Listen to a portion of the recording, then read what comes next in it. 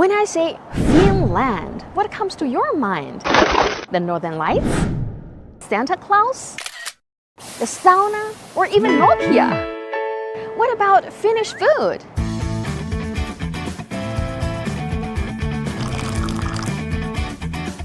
Hello everybody, this is Shanny, your food guide to global flavors.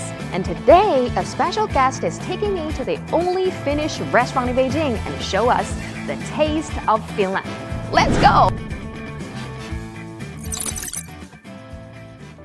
Hi! Hello! Hello, hauska tavata? Hauska tavata! Welcome to Finnish restaurant. Okay. My name is Janna. Yes, Madam Counselor. Thank you. Yes. Thank you. Cultural Counselor to the Finnish Embassy here in Beijing. Yes, very nice meeting you. Likewise, likewise. Last time I went to this restaurant, they have this kind of a Finnish brand. We have added some, like these are all the Finnish designs that are quite famous in Finland, and you can also found from most of the Finnish homes if you go to Finland. Like we Finns, we really love these ones.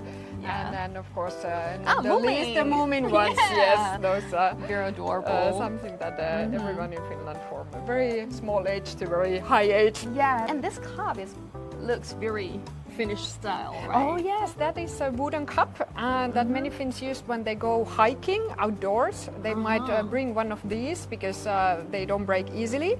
And when you drink anything, like would it be coffee or even whiskey, whatever would you like to have from this cup, the taste is very special. Yeah. I'm really looking forward to the Finnish food today. Yes, actually today is very special because we are going to be tasting some of the Finnish Christmas food. So not something that you would have every day, but today you will. So please, you can take a seat. We have everything prepared here already. Ta-da! Okay, ta-da! We are ready. I was thinking you mentioned one good way to keep you warm in the winter is to have something hot to drink. Yes. So I suggest we could actually start with our mulled wine or glöggi, like we call it in Finnish. Yeah, how to pronounce this? Glöggi. Glöggi. Yes, perfect. Oh. And it actually originally I think comes from Germany and from Germany to Sweden and then finally to Finland and this is our Finnish version of it. Please have a sip, see if you like it. Gibbis. Gibbis, yes. Gibbis. Wow. You It's like so it? good. I've tried the French version of this mulled wine. Yes, but it's more sour and it's more sweet than the French version. Yeah, I think ours is pretty sweet. I start to feel warm. Oh, good. So just working. Yeah. That's perfect. We also have salmon soup. And salmon soup is actually something that we eat all around the year. And it's very a dear dish for many Finns. Like for example, whenever I go back to Finland from China, even if I love the Chinese food, but sometimes I miss the Finnish food. Yes. So when I go back home and then my mom's like, what would you like to eat? And I'm like, salmon soup. And that's what I will always eat first when I'm back to Finland. So this one has salmon, of course, but also potato and carrots. And carrots. Yes. It is good. It's light. Yeah, it is quite light. It's a healthy one because some of the other things that we are going to be tasting today are a little bit heavier, but this is something that you can eat every day and still be very healthy. When you eat the soup, do you accompany with some bread? Yeah, usually the Finnish, the dark bread, the rye bread. After the warm soup, and I feel very comfortable of my stomach, and then what dish will we try? Well, I just mentioned the Finnish rye bread, but we actually have there one very special bread from Finland. Wow. This is called the Karelian pie. So Karelia is part of the eastern Finland, and this is very traditional pie. Savory pie that they prepare there. It actually has some rice filling and then rye bread skin around it. And actually the funny thing is that when you prepare it, it's quite the same as when you in China you prepare the jiaozi. Especially like the Chinese 花边饺子. What's on the top is egg? Yes, on the top you have some egg and butter smashed together, and that is like the most traditional way to eat it. it tastes just like the rice pudding. The funny thing is that, of course, you cannot really grow rice in Finland because of climate. I learned that actually the rice came to Finland for the first time already in the 15th century. Oh. But back then it was only for very rich people could afford it. And then centuries by centuries it became more and more common, and that's how this pie was also created in the end. And even if it comes from eastern Finland, but nowadays like everywhere in Finland you can find it because many people really like it, and you can serve them if you have something to celebrate, for example, a family gathering or whatnot, or friends coming over. Is it staple food or dessert or something, or snacks? Snack. Snack. Yeah, snack. Or if you have kind of a buffet, you can also maybe have that as one part of it. After the pie, Yeah. what will we try? Well, we could now try the some of the very, very traditional Finnish Christmas specialties. This is something that we are not eating the year around, but only during the Christmas season, and this is like something very special, and especially in the history it was not like easy for the Finnish families to make, so they only make it like once a year. Here we have the Christmas ham, 2 sort of casseroles. This one is made out of sweet potato, this one is made out of beetroot. I will try the beetroot. Ooh, it's sweet and creamy. Ah, okay. Oh, so good. I like this. I will also have a taste here. I can feel the flavor of the blue cheese. Oh yes, you are correct. So sometimes we also add some blue cheese to make the combination of the taste even more interesting. And the sweetness is from the beetroot? Beetroot, yes. Yes, and the salty flavor and the creamy flavor is from the blue cheese. Oh, great. And then we'll try the meat. It tastes good, and I can feel the original taste of the ingredients. Yeah. About the ham, I just want to point out that it might look very simple, but it actually takes 3 days. 3 days for this? Yes, so first you So long time. marinate 2 days, and then because it's pork, for example, if you have like 12 kilos of the pork and you cook it in the oven, so you need like 1 hour per 1 kilo. So for example, that would take 12 hours in the oven. 12 hours in the oven. Yes, after 2 days of Wow. marinating. Mostly this ham is eaten when it's already cooled down. But in my family, for example, my father somehow decided that you don't need to wait, you can still like eat it when it's warm. and that's how I've been like growing up to taste this ham. Me the same. Yeah. Yes. When my parents cook some meat or Yeah. do some paigu, you know, that I will stand nearby them and I will be the first one to taste. Yeah.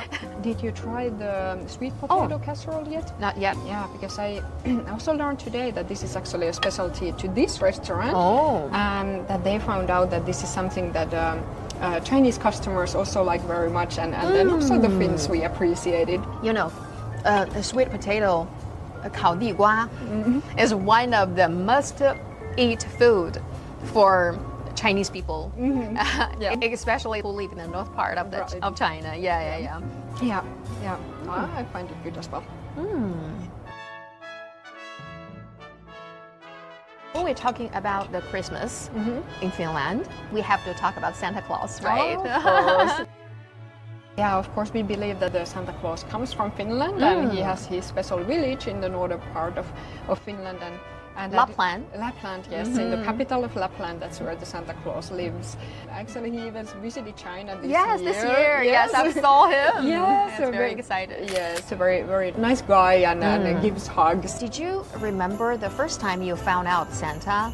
And how do you feel about that? And how did your parents see about Santa to you? Yeah, can I be super honest here? Because Of course. Goes the other way around. But I cannot remember that very well either, because I was the third kid in my family.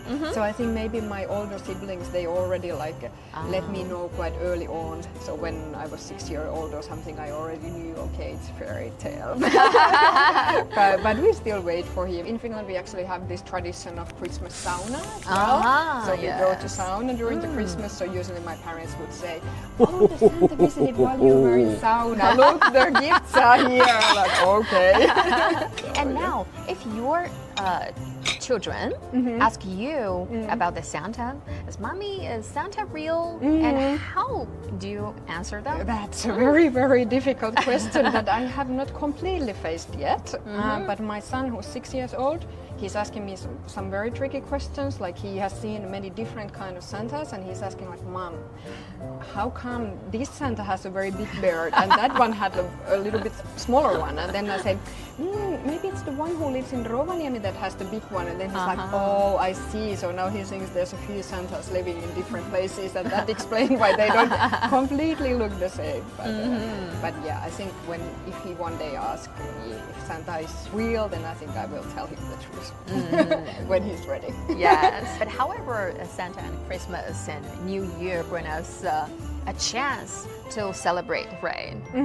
Yes, we need the time to celebrate, and course, the family members can get together. Yes, it's very much like the Chinese New Year. Yes, so that's it's, right. It's definitely a family celebrations where you have like the grandparents and your siblings if you can, and your own kids, and it's like, yeah, very important for many Finns also to go back to Finland if they live abroad for the Christmas. Like usually if they go during the winter, they would choose exactly like the Chinese. Yes. who live in abroad, they maybe prefer to come for the Chinese New Year back. I know that there is a little Christmas before the Christmas in Finland, right? Yes, that is true. The actual Christmas is all about family, but somehow we have created this another concept before it that is called Little Christmas, and that is not so much about the family, it's about partying. We can understand that the Little Christmas is just like the warm-up event about the Christmas. Yes. Okay. Just like the Chinese Spring Festival, and in Chinese we say 过了腊八就是年. After Laba Festival, that is the Spring Festival time. Right. Everybody get ready to celebrate the Spring Festival. Yes, get yourself to the mood. And I saw another stew. Yes, that's actually another dish from Karelia, Eastern Finland, called Karelian stew. So this one actually, it has three sort of different meats. It has the beef and the pork and lamb. And now here it's lying on the smashed potato bed. I think these kind of stews is also like you find from different parts from China as well. I think in other parts of China you also have like different stews that are quite popular. Yeah. Oh, the flavor is just like 东北乱炖. Right. I've heard that before. So there's something that we have in common between China and Finland, definitely, even with the cuisines. A lot of similarities. Yes, the taste is very similar and very familiar for Chinese, and the ingredients are the same. 东北乱炖, we also use the meat, the pork, or maybe the beef, 土豆炖牛肉, and we also use the potatoes. Right. But it's the potato cubes and not mashed potatoes. And the meat is very tender, and the mashed potatoes are smooth and creamy. The combination is perfect. I saw some berry sauce or... Yeah, these are the cranberries, so quite sour, and you can also add some on top of it and eat together. But yeah, quite sour taste, so it will give it a very different twist. Wow. Yeah, very sour. Very sour. I've never tried to combine the sour berry jam on the top of the meat. Yeah. We also usually combine with the meatballs. Very small amount, isn't it? But it's mashed. But it's mashed. Yeah. And after the stew, yeah, then we have one more. Wow, looks nice. So this one we call the Christmas stars. And again, this is something that you only need once a year, so very special for Christmas. It's a sweet bakery with some plum jam in the middle.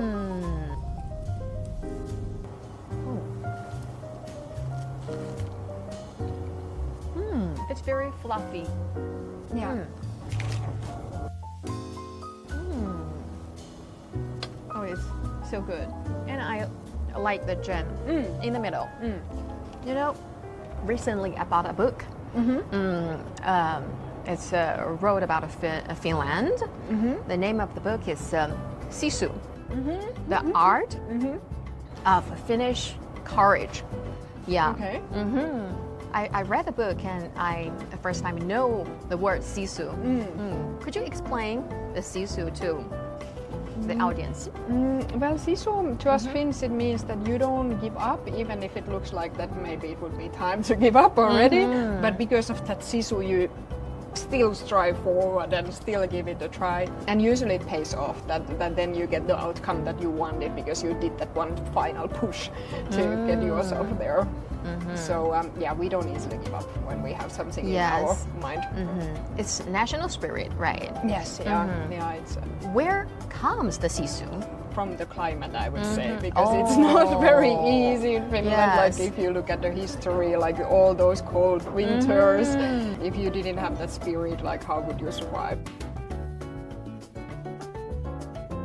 We have lovely summers in Finland, so maybe that's also something that we know that once you first strive forward, you will have something good waiting for you in the end. And sisu is as important as hug to Danish people. Oh yes, they have a different approach to life. It seems. Yeah. they like to relax, and we like push forward. But you both are the two of the most happiest countries in the world, right? Yeah. So maybe there are some keys of happiness in both of those concepts. And the name of the restaurant is very cute. It's called Moi. Moi. Do you know what it means? What it means? It means hello. Oh, so means hello. Very important word. And can you guess what moi moi means? Hello. Not quite, is it? Bye bye. Just like ciao ciao in Italian. Yes. Okay. Thank you so much. Thank you for coming. Madam Councillor Janna, for everything. Yeah, I hope you for liked it. every food and for the food culture and for sisu. Thank you for coming. Hope to see you again soon. Yes. If you like this video, share, like, and subscribe. I'm Yummy Shanny. This is my Yummy Planet. And see you in the next episode. Moi moi. Moi moi.